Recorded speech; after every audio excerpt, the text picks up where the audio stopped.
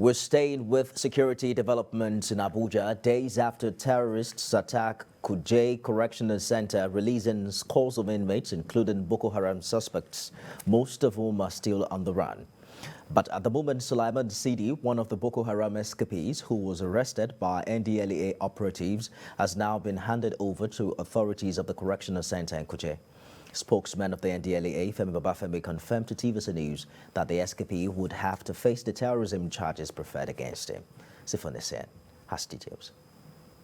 Barely 2 days after the arrest of a wanted Boko Haram member who escaped in the aftermath of the attack on the Custodial Center in Kuje, another escapee has been arrested. Suleiman Sidi was arrested by operatives of the NDLEA at a motor park in Area 1, Abuja.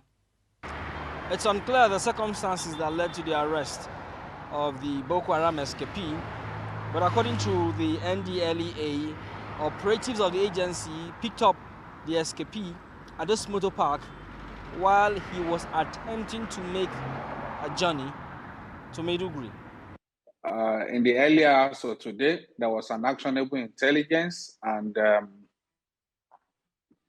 they followed that intelligence, and they were able to get to the guy. That's one of the escapee. That's one of the wanted terror suspects that escaped from the Nigerian Correctional Center in Kuje last Tuesday. According to the Drug Law Enforcement Agency, 3 wraps of cannabis were recovered from the escapee. The agency insists drug abuse enables criminal behavior. This is corroborated by a study conducted by the U.S. Department of Justice establishing a correlation between drug abuse and crime. We've often said it that these people, these criminal elements, they can't do what they are doing if they don't take mind-altering substances. No human being in his or her normal senses will go out to do the kind of, to commit the kind of atrocities some of these criminal elements commit across in parts of the country without their minds being altered by psychoactive substances. According to the 2018 UNODC report on drug use in Nigeria, 1 in 7 persons aged between 15 and 64 years who had used drugs in the past year is suffering from drug-related disorders. The report also indicates drug abuse has been a cause of many criminal offenses such as theft, burglary, sex work, and shoplifting. Sifon Sen, TVC News, Abuja. In other news, 434 pharmacies and patent shops operating illegally in Jos have been discovered and sealed by officials of the Enforcement Unit of the Pharmaceutical Council of Nigeria. The affected pharmacies and patent shops were closed down for various offenses, including poor hygienic environment, poor documentation, among others. Funam Joshua has details. The Pharmacies Council of Nigeria is a federal government agency charged with the responsibility of regulating and controlling the education, training, and practice of pharmacy since its establishment. A team from the Enforcement Unit of the Pharmacies Council are in Jos, the Plateau State capital, to fish out illegal operators of pharmacies and patent medicines vendors within the Jos Bukuru metropolis. The non-professionals in the pharmaceutical drug business have for years been identified as one of the major factors posing a major threat to public health in Nigeria. The uncontrolled access to drugs due to illegal operators has had its own impact on the increase in crime in the country in recent times. Our crew was in the field with the operatives where several patent shops found to have broken the law were sealed by the enforcers. The Pharmacies Council of Nigeria is trying all within its power to ensure that all these products, the substance of abuse, other controlled substances and ethical products, are sold only in pharmacies. The patent medicine shop is not authorized to handle controlled substances. They are not authorized to sell ethical products. There's an approved drug list for patent medicine stuff, and any patent medicine shop that sells outside that list will be shut down. At the end of the exercise, it was discovered that many wholesale pharmacies and patent medicine shops not licensed by the council have been operating illegally. The team director briefed journalists on the situation and actions taken by them. A total of 434 premises were sealed, and this is made up of 115 pharmacies and 319 patent medicine shops. And they were sealed for offences, some of which include operating without registration with the PCN, failure to renew premises license, dispensing ethical products, including substances of abuse, without the supervision of the pharmacies, poor storage and sanitary conditions, carrying out activities beyond the scope of their license, among others, while 2 vendors were arrested for breaking PCN seals. Members of the public are advised to purchase their drugs from licensed pharmacies and simple household remedies from certified patent medicine shops. Phonom Joshua, TVC News, Jos. Elsewhere, the Nigeria Air Force says it's improving its medical service delivery by upgrading courses for sundry trades at the Air Force School of Medical Sciences and Aviation Medicine in Kaduna. 81 officers who were trained in these courses have now graduated. Lupe Assam reports. The Nigerian Air Force School of Medical Sciences and Aviation Medicine in Kaduna is tasked with the initial training of nurses and medical technicians in allied medical fields. The institution is now being upgraded to further achieve these objectives. 81 Air Force personnel who were trained in the newly upgraded courses such as X-ray, dietetics and preventive health services have now completed their training. The training of the students was aimed at not only positioning them for upgrading, but to impart knowledge and positive attitude that would enhance their performance in the field. This A1 upgrading training is very significant because this is the first time upgrade courses have been conducted in the College of Allied Medical Sciences. Senior Air Force officers at their graduation ceremony believe the introduction of these upgraded courses will add value and improve the medical service delivery of the force. I have no doubt that very soon the other similar courses will follow suit. All of these are in line with one of the key drivers of the Chief of the Air Staff's vision, which is to pursue purposeful training and human capacity development. As medical personnel, I urge you all that as you return to your respective units, let your colleagues and patients see and feel the positive impact this course has made on you. Other refresher courses will also be organized for various medical service personnel. The aim is to further expose them to global best practices in aviation medicine. Lupe Assam, TVC News, Kaduna.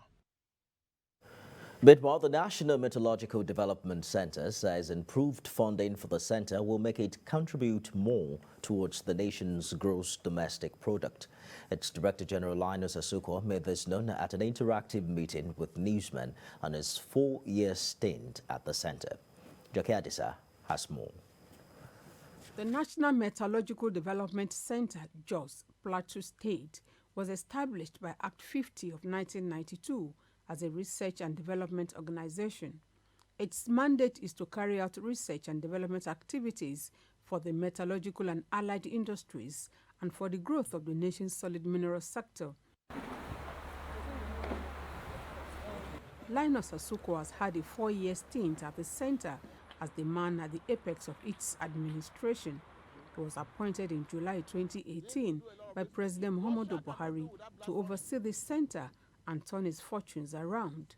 4 years on, it is time for Linus Asuko to take a retrospective look at his day, x-ray his achievements, and set an agenda for overcoming the challenges in the coming years. He identifies the hidden potentials inherent in the center and what his tenure has been able to achieve. I saw that the place was almost, let me say it, almost like an abandoned place. It was a moribund in terms of facilities, in terms of the infrastructure. So there was need to renovate some of the buildings to give a conducive ambience for research and development. Linus Asuko says adequate funding remains the greatest obstacle to the growth of the organization. But he is also quick to enumerate the achievements of his administration within the limits of available funding. And we were able to procure state-of-the-art equipment for research and development.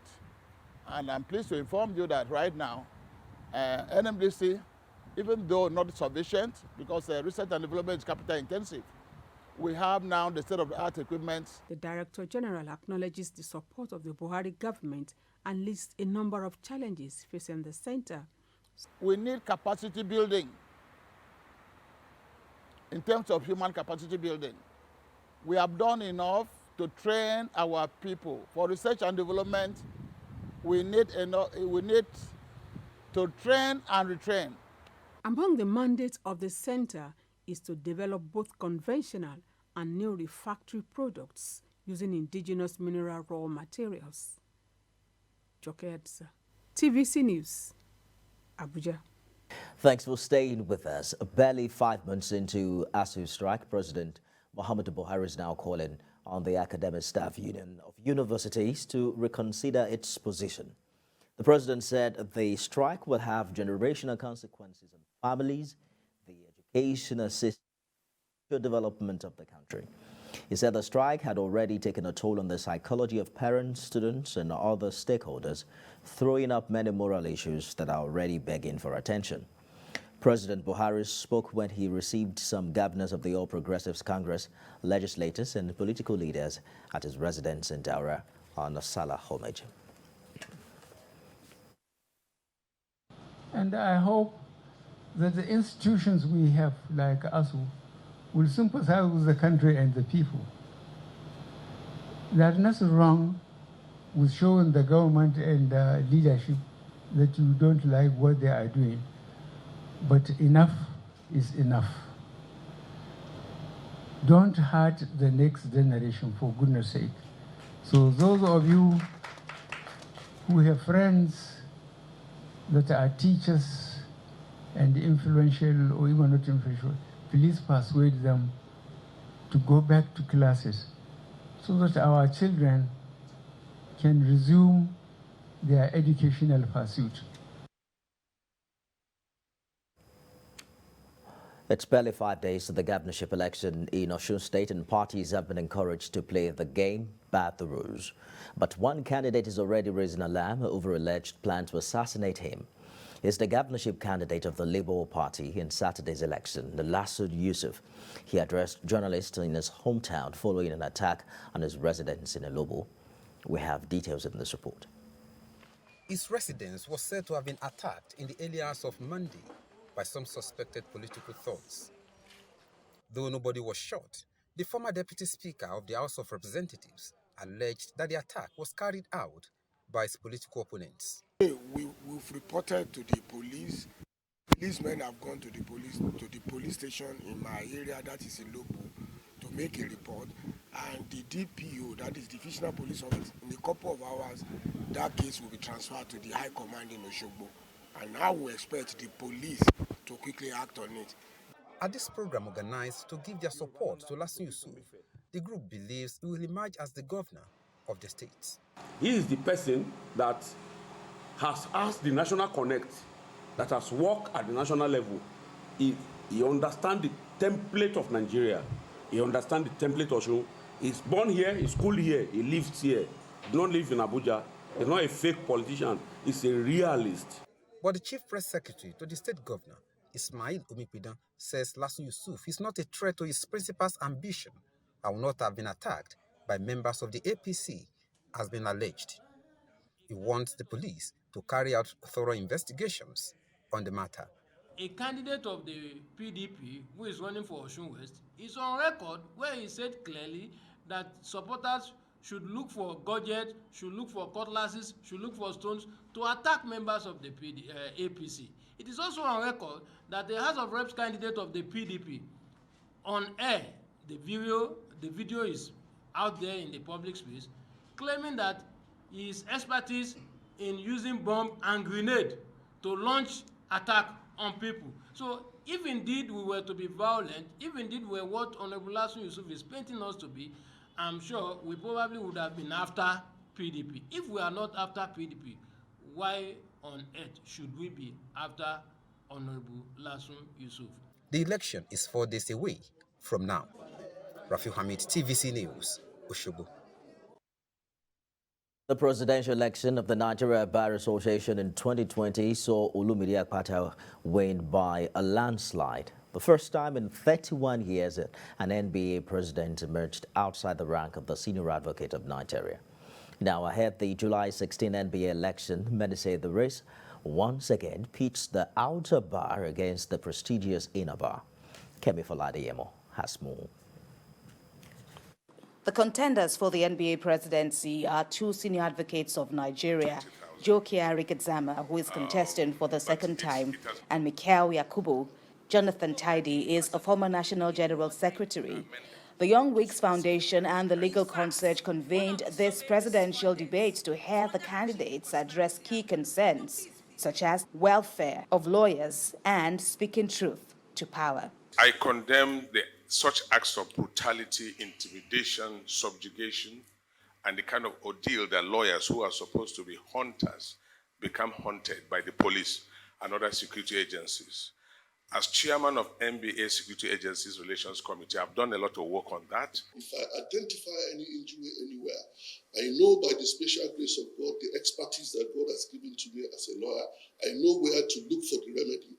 And the only thing that I can do, which is the only civilized means by which you can seek for remedy, is to sue. It's on record. I remain the only chairman who has ever been on the payroll of government by way of monthly alerts. And I'm happy to say that because nobody could call me to try to twist the issues that were before me. So I dealt with them by my oath of office. The debate questions were mostly generated online, and the candidates gave varying promises of making the bar more relevant if voted in. But the organizers say they will hold the eventual winner accountable. We have amongst our constituents a lot of young lawyers and also law students who will be graduating this year into the legal profession, who are very concerned about the state of the legal profession. Some of us, our constituents are concerned about the current state. Some of them are concerned about the continuation of the good things that they've already seen that are already existent. For young lawyers, the most important achievement of this administration that we would have to maintain is the development of the capacities of lawyers. That is the way by which we would make young lawyers globally competitive. We have to engage whoever is the Attorney General and our colleagues on the other side to make it easy for judgments to be enforced, because it makes nonsense of it if you have a judgment you cannot enforce.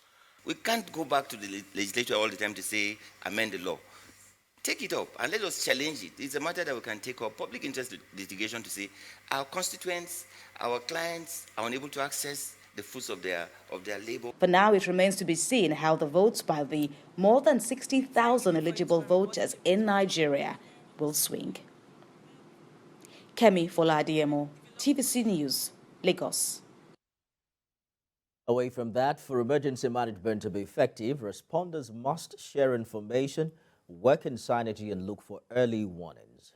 Those were the words of the Permanent Secretary, Lagos State Emergency Management Agency, Oluwafemi Osun, who spoke at a one-day capacity building workshop. The agency also calls on residents of Lagos to report any crisis using the emergency lines 112 or 767. Sirayeko reports. In less than 48 hours, the Lagos State Emergency Management Agency has responded to multiple distress calls throughout Lagos, from reports on flooding and flood damage in affected areas to a tanker truck incident in the synagogue area of Ikoto. While advising Lagosians to avoid non-essential travel in areas that are most affected by flood, the agency is appealing to community leaders to use the public holidays to carry out some remedial clearing of blocked drainage to allow for free flow of water. To this end, the agency is engaging security operatives and emergency responders at this one-day workshop in Lagos. Anything that's life-threatening issues, you must address it holistically. And this meeting is called on us to fine-tune our modus of operandi. One, believe me, I say it loud and clear, intelligence gathering, early warning is the key in emergency management, is the gateway. He further emphasized that if any of the responders, including residents, have information and it is not shared, such information can be considered useless. Appealing to the good people of Lagos State that inasmuch that we are doing our bits, inasmuch that we are focused, inasmuch that we abide with the rules and regulations put in place by Mr. Governor, Mr. Babajide Olushola Sanwo-Olu. We are ready on our own part. The citizens should do their own part. With rising cases of insecurity, stakeholders are advising residents in Lagos to be vigilant, conduct census in their neighborhoods, and raise alarm to help security agencies apprehend criminals or persons disrupting the peace of the state. The situation in the country today, there are issues of kidnapping, issues of bandits, issues of miscreants, traffic robbers, and all of that. We should be aware of any vehicle we are entering, and we should tell our people, our family, wherever we are going, we should let them know. And we should let them know when we get there. We should also tell them when we are coming back. The agency wants residents to report incidents within their area to government. A section of the popular Bodija Market in Ibadan, Osun State capital, has been destroyed by fire. The affected areas are located at Origi, Daleko, Isale, Elewa in the popular market. Olaide Oyewole reports. 2 days after the Eid-el-Kabir celebration, what these traders have come to witness are the remnants of their property destroyed by inferno.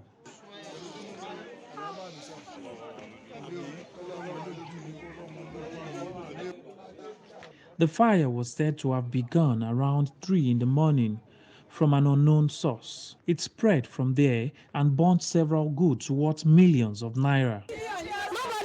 Eyewitnesses said swift intervention of the State Fire Service prevented it from spreading to other parts of the market. In the midnight, they just called me that there is fire that's burned in my shop, and I don't get time to come by that time till 5 to 5:30 till I come here and I see that everything has been destroyed. We can't calculate it because it is millions upon millions.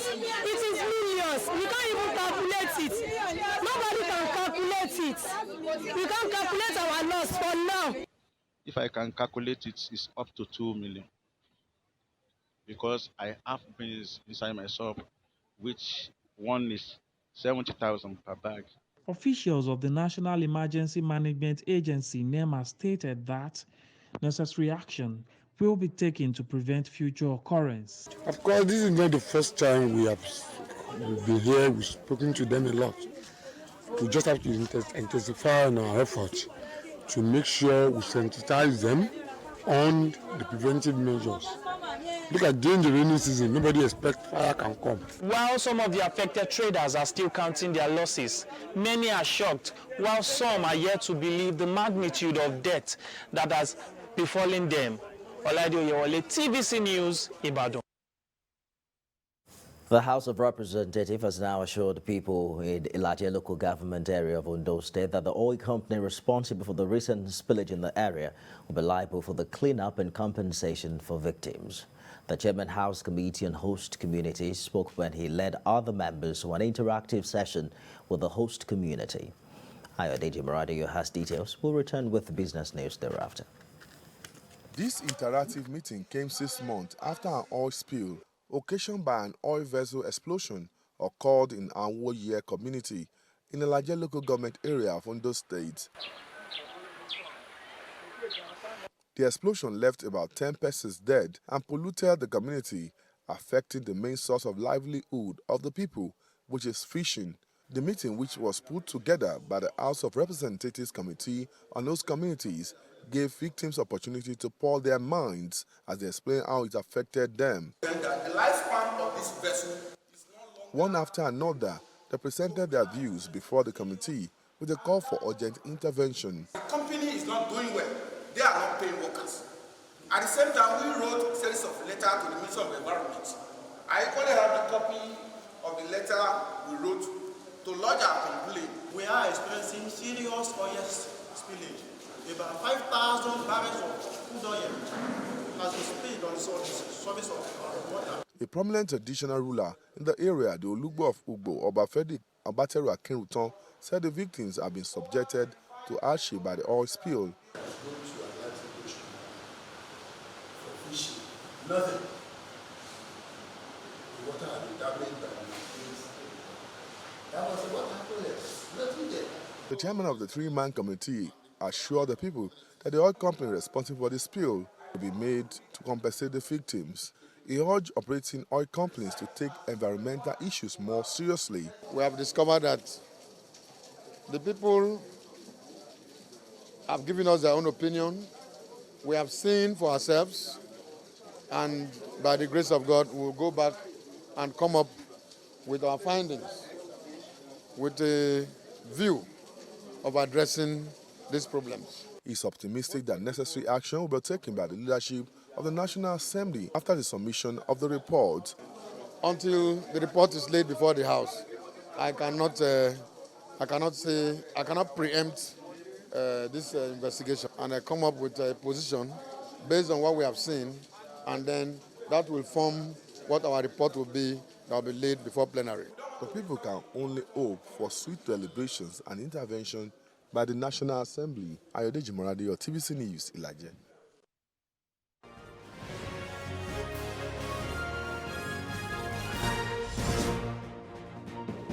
Some business stories. The Manufacturers Association of Nigeria has warned that a shutdown of manufacturing activities across the country is imminent if nothing is done to address the soaring cost of energy bedeviling the sector. Director General of the association, Mr. Segun Ajayi Kadri, in a statement explains that over the years, the manufacturing sector has been battered by numerous challenges that has reduced the number of industries in the country and converted industrial hubs in many parts of the country to warehouses of imported goods and event centers. According to Mr. Ajayi Kadri, there are uncertainties and fear of survival of firms and expressed fears of unforeseeable circumstances over increasing diesel prices by 200%. He noted that for manufacturers to remain in business, government must support the sector, accelerate the process of recovery from the aftermath of COVID-19 and previous bouts of recession to avert the complete shutdown of factories nationwide with multiply effect on employment and the economy. The association, however, demanded the development of a natural response and sustainability strategy to address challenges emanating from the ongoing invasion of Ukraine by Russia, while seeking an urgent policy that would allow companies and airlines to import diesel and aviation fuel respectively from the Republic of Niger and Chad. As measures aimed at reducing the country's dependence on oil exports, the Nigerian Export Promotion Council says it will continue to implement initiatives that will strengthen the nation's non-oil export base. Speaking earlier today on TVC News' flagship business program, Business Nigeria, the Executive Director and Chief Executive Officer of the NEPC, Dr. Ezra Yakusak, disclosed that the council is taking steps to position Nigerian exporters to benefit from the unfolding opportunities offered by the AFCFTA. So what NEPC did was to change the traditional mode of export promotion. So we invited most of these exporters and we asked them what their problems were. And they told us mainly is certification. So what we did was we paid off for all the certification they require. And so far, as I'm talking to you now, we have ensured or facilitated the certification of about 101 exporters across the country. And as I'm talking to you also, we've obtained the approval of the Honorable Minister. He approved that this program should continue because of the importance of this program and because of the fact that it's like a key to assessing foreign markets in terms of standards. What the NEPC has been doing is to create a kind of sensitization and awareness program to build capacity of exporters on the global requirement of products. And you see, we're doing this to ensure that, or to inform them that packaging is key. You know, no matter how good your product is, if it's not well packaged, I mean, nobody will look at it. But after 7 months of steady decline, Nigeria's external reserves returned to a growth trajectory, recording a gain of $679.12 million. That's for the month of June this year. Reacting to this development earlier today, again on Business Nigeria, the fiscal policy partner and Africa tax leader at PricewaterhouseCoopers, Mr. Taiwo Yedele, urged the monetary authorities to create an all-inclusive economic policy that will spur investors' confidence and increase the decline in foreign direct investment into the country. The the more of these interventions you introduce, the more the indication that all is not well. You have to make the economy work for everyone, not targeting, a few segments of the economy, because the reality is whether you make effect from exporting services, exporting goods, exporting crude oil or gas, it really doesn't matter. You just want to earn effect, right? So therefore, you need to make sure that the policy environment is conducive for everyone to do their legitimate services and their legitimate businesses, whether you're small, whether you're big, whether you're multinational, whether you're into services, entertainment, creatives, oil and gas, it shouldn't matter. But we create so much uncertainty for them to exit. If they have to, then they wouldn't come. And that's not surprising why, foreign portfolio investments and foreign direct investments are pretty much drying up. Well, Minister of Finance, Budget and National Planning, Minister of State, I beg your pardon, for Finance, Budget and National Planning, Mr. Clem Agba, says a strategic approach is necessary to source the $2.3 trillion needed to fund the country's infrastructure needs. He made this known during the public presentation of the reviewed National Integrated Infrastructure Master Plan in Abuja. Lara Afolayan was there for TVC News. The unveiling of the country's reviewed National Integrated Infrastructure Master Plan. It is an updated version of the previous plan, which the authorities say has seen some implementation progress. A review was necessary owing to changing macroeconomic fundamentals, as well as new developments in the domestic and global economy, which made estimates in the initial plan unrealistic. The reviewed plan features an estimated infrastructure stock at 30 to 35% of GDP as at 2020. This is far from the 70% target for 2043. If you look at the GDP in when the stock was first looked at in 2012, where it was 20 to 25%, if we were to use that GDP and look at today's current stock, then we have actually made some progress. $2.3 trillion is needed for the plan's implementation, and $150 billion of this amount is required yearly. This is far beyond what the budget can fund, and so the authorities expect monies to be sourced through public-private partnerships, external borrowings, alongside the Sovereign Wealth Fund and Pension Fund. The plan had to look at the various binding constraints, those things that hold back the private sector from performing. This program will be followed religiously and will adhere to all its requirements so as to grow our economy, grow our country, and facilitate the growth of our neighboring countries so as we can grow together. The organized private sector seeks adequate implementation of the reviewed plan towards economic growth.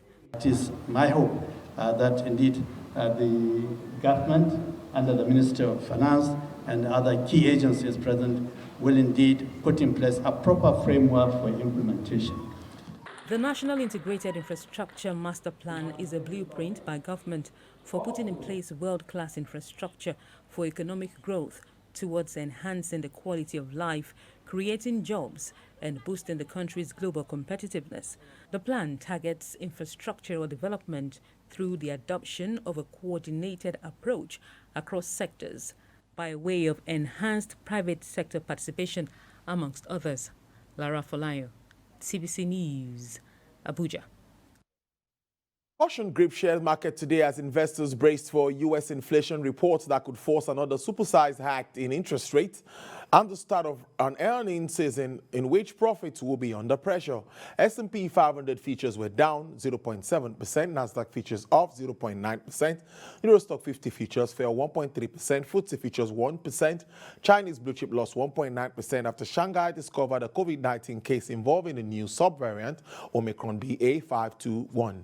MSCI's broadest index of Asian Pacific shares outside Japan slipped 0.7%, South Korea 0.1%, going the other way, Japan's Nikkei added 1.2%. Oil prices on the international market fell today in a volatile trade, reversing some gains from the previous session as markets brace for new mass COVID testing in China, potentially hitting demand. A worry that outweighed ongoing concerns about tight supply. U.S. West Texas Intermediate crude recorded a price dip of 1.48% to hit $103.20 per barrel. Brent sells at $105.70, registering a downward price margin of 1.21%. Bonnie Light's performance is starting the week in the red territory, with a price drop of 3.25%, selling at $118.10 per barrel. For the OPEC basket, crude oil dealers offer $114.30 with a price surge of 0.03%.